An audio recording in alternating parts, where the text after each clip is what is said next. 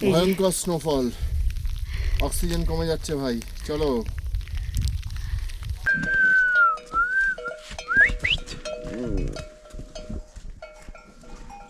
Ura! Kere ko ari na hinero.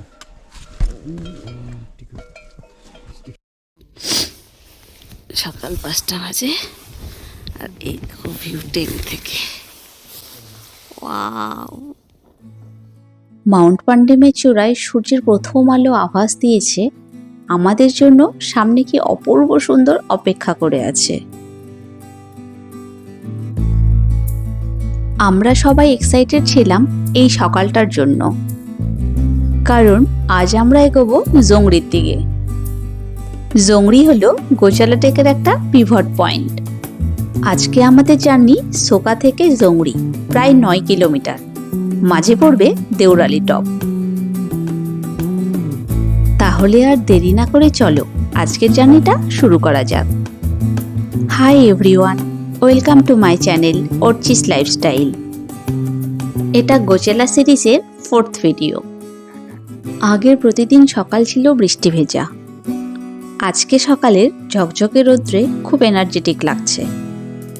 আজকে যেহেতু difficult journey, তাই আমরা চেষ্টা করছিলাম তাড়াতাড়ি ব্রেকফাস্ট করে ট্রেকটা শুরু করার।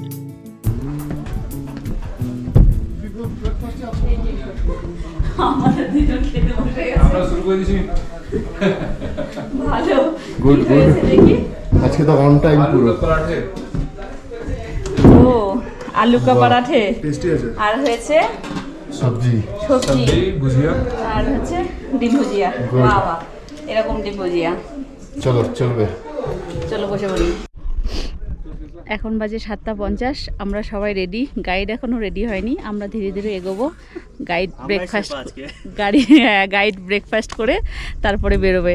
আর এই যে আমাদের ছেলেপেলেগুলো সবাই যাওয়ার জন্য ব্যস্ত। কালকে এরা সবাই লেট করেছে আর আজকে রেডি হয়ে গাইডকে বলছে কখন যাবে। আর বাকি জন আছে।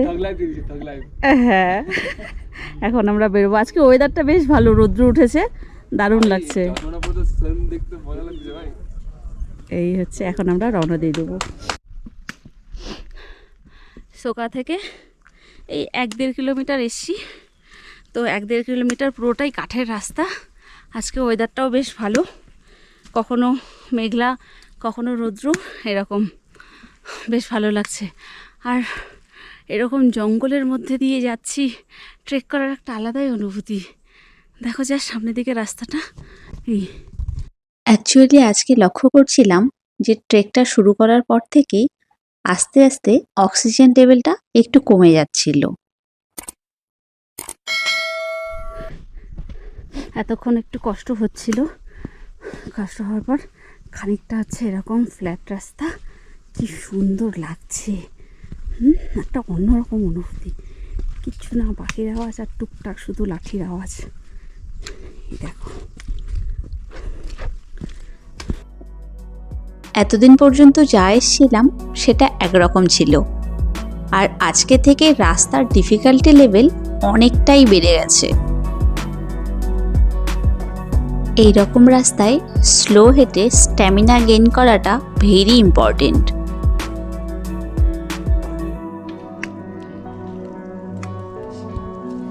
এই হচ্ছে রাস্তার অবস্থা।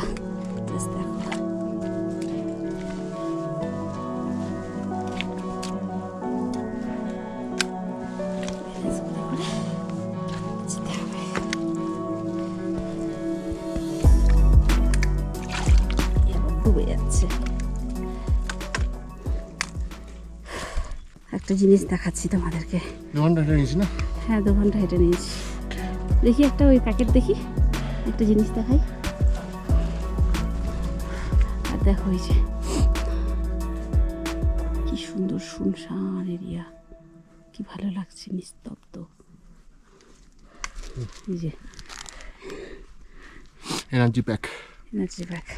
আমরা যখন বাড়িতে প্যাকিং করছিলাম তখন এরকম কাজু, খেজুর, আমন্ড, আখরোট সব একসাথে ছোট ছোট প্যাক করে নিয়েছিলাম। প্যাক করে এগুলো পকেটে রেখে দিয়েছিলাম, তাহলে কি সুবিধা বেশি। এরকম ব্যাগে রাখতে গেলে কি হয়, ব্যাগ খুলতে হয়, পকেটে রাখলে টুকটুক করে বের করো, একটু একটু করে খাও আর হাঁটো। আর দেখো এরপরে কোথায় যেতে হবে, কোথায় যাচ্ছে ওই যে বর্ষায় দেখতে পাচ্ছ কিনা জানি না, কই চালা হাই কই চালা। হ্যাঁ ওই যে ওইখান দিয়ে ওই টপ দিয়ে আরও ওপরে এইরকম টপ, মানে এই এই এই এই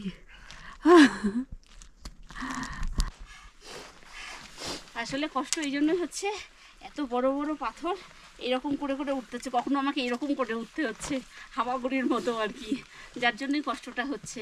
আর এখন হালকা হালকা বৃষ্টি হচ্ছে, রেইনকোট পরে নিয়েছি। এই জায়গাটা একটু ফ্ল্যাট আর বাকি হচ্ছে এইরকম, দেখাচ্ছি পরে। আজকে একদম দম বেরিয়ে যাচ্ছে। চলো, কত নিচ থেকে এসেছি আর এরা আসছে এরকম করে, এটুকু উঠতে আমার দম বেরিয়ে গেছে। আসলে আমি ছোট মানুষ আর এত বড় বড় গ্যাপ পাথরের, ওই জন্যই দমটা লাগছে আর কি। দেখো ওরা আসছে, এরা আমাদের আগে পৌঁছবে, গিয়ে টেন্ট হয়ে যাবে, গিয়ে ওখানে খাবারেরও অ্যারেঞ্জ হয়ে যাবে। পুরো খাড়াই এই পাথরটা, এই পাহাড়টা আর কি। এখন এরকমই রাস্তা, পুরো খাড়াই উঠতে হবে। রাস্তার দুপাশে জমা কিছু বরফ, হালকা বৃষ্টি আর অনেক ঠান্ডা নিয়ে পৌঁছে গেলাম পেডাং। এখানে আমরা লাঞ্চ করব। প্রচণ্ড ঠান্ডা, আমরা পৌঁছে গেছি। এটা কোথায়? ফেরাং। ফেডাং। ফেডাং আমাদেরকে লাঞ্চ প্যাক করে দিয়েছে। এই হচ্ছে ভাল্লে আর এগ বয়েল, দুটো ভাল্লে আর একটা করে এগ বয়েল। আর এই আমাদের পুরো টিম এখানে বসে আছে। ভালো ভালো লাগছে। ভাল্লে কেমন লাগছে? কারো কথা নেই, এর মধ্যে সব ভালো লাগছে। খিদের মধ্যে না? প্রচন্ড ঠান্ডা। মনে আছে যে সিনিয়র সিটিজেন কাপল দুজন আমাদের সাথে চলছিল, ইনি এখানে এসে অসুস্থ বোধ করছিলেন, তো এনাকে নিচে নামিয়ে দিতে হয়েছিল। এখানে চা, কফি, ম্যাগি, মোমো এগুলো পাওয়া যাচ্ছে। ফেরাঙ্গে লাঞ্চ করা কমপ্লিট। আর হচ্ছে উপরে তো স্নো পড়ছে আর এখানে প্রচণ্ড ঠান্ডা। ঠিক আছে, আর একটু গেলে হয়তো স্নো পাবো। গ্লাস গ্লাস পরে নিয়েছি, রেইনকোটও পরে নিয়েছি। এখানে মোটামুটি 1 ঘন্টার মতো রেস্ট করলাম, করে আবার হচ্ছে 3 ঘন্টা 3.5 ঘন্টা জার্নি। আর বলছে মোটামুটি 4 ঘন্টা, মানে 4 কিলোমিটার বলছে। এবার যাই, যেতে যেতে রাস্তার আপডেট দিতে থাকবো। চলো। ফেডাঙ্গের লাঞ্চ সেরে আমরা এগোলাম দেওরালি টপের দিকে। আরও 2 কিলোমিটার গেলে দেওরালি টপ। পথে বিছিয়ে রয়েছে বরফের চাদর, যেন কোনো হলিউড মুভির সেট। একদিনের পথ চলায় এত সৌন্দর্য, এত রোমাঞ্চ লাইফ টাইম মেমোরি তৈরি করছিল, তাই দাঁড়িয়ে পড়ছিলাম বারবার। এদিকেও ছোটাচ্ছে। দাদা কিছু বলতে চাও? দাদা বলো। এতবার করে থামলে দম থাকে না, কন্টিনিউ চলো ইয়ার, দাও ওটা ওর কাছে চলো। যারা যারা গোছালা ট্রেক করতে চাও চলে এসো, এরকম ভিউ পাবে পুরো বরফের মাঝখান দিয়ে। এটা একটা মজাই আলাদা। গাইড রোশন ভাইয়ার হাতে ক্যামেরাটা ধরিয়ে 3 জন মিলে জাদু সেজে আমরা প্যারেড করছিলাম। এই বরফ পড়ছে। ও ভাই, স্নোফল স্টার্ট হয়েছে। রাস্তায় অনেক আনন্দ করতে করতে 2:30 নাগাদ আমরা পৌঁছে গেলাম দেওরালি টপ। এটা বুদ্ধিস্টদের একটা হলি প্লেস। এই হচ্ছে দেওরালি টপ। এখানে প্রচণ্ড ঠান্ডা হাওয়া, ওই জন্য কানফান ঢেকে নিয়েছি, মুখ চোখও ঢেকে নিয়েছি। মেঘ না থাকলে দেওরালি থেকে পান্ডিম রেঞ্জের দারুণ ভিউ পাওয়া যায়। বাট আমরা পৌঁছানোর সঙ্গে সঙ্গেই শুরু হয়ে গিয়েছিল স্নোফল। স্নোফল দেখো, স্নোফল। লা লা লা। আজকে আর বাকি 2 কিলোমিটার, এগোবো জংরির দিকে। এই যে আমি আর আমার পার্টনার, আমরা 2 জন আগে বেরিয়ে পড়েছি। ভয়ঙ্কর স্নোফল, অক্সিজেন কমে যাচ্ছে ভাই, চলো চলো।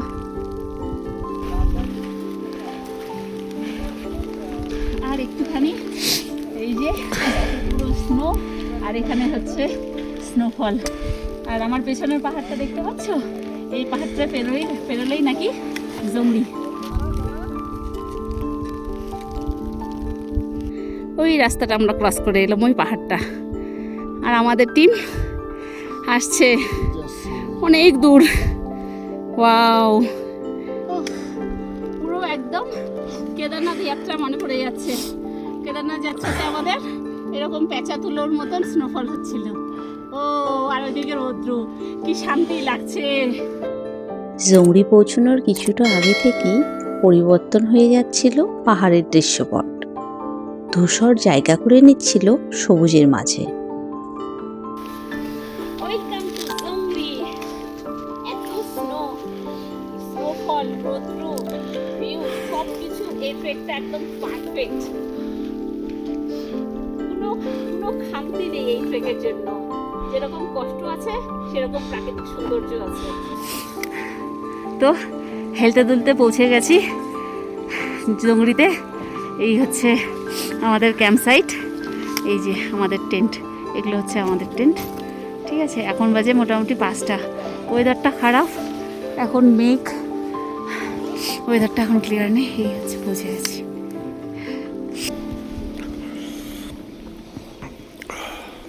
কেমন আছে? গরম গরম স্যুপ, আর এখান থেকে নিয়ে নাও পপকর্ন। অসম লাগছে এই ওয়েদারে এরকম স্যুপ আর পপকর্ন।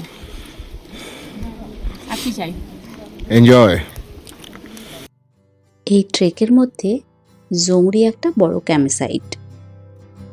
এখানে মাত্র 2টো হাট আছে, বাকি সবকটাই টেন্ট।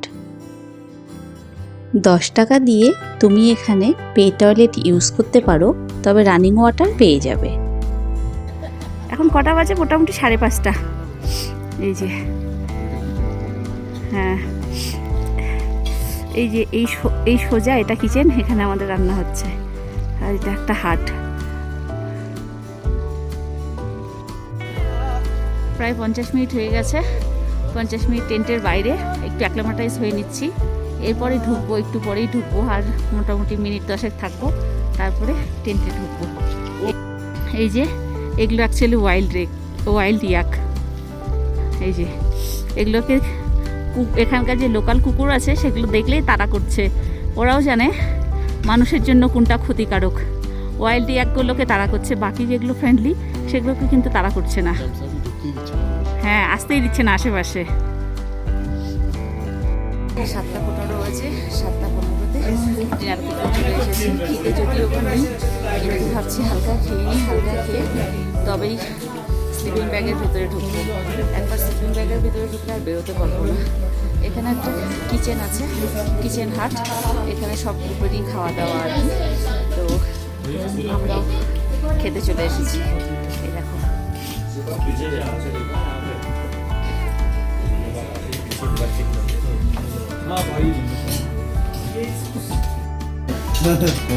স্পিডের কথা আমরা সব থেকে আস্তে আমরা অনেক আস্তে আস্তে বেসিক্যালি আমরা দাঁড়াই না, এটা হচ্ছে ব্যাপার।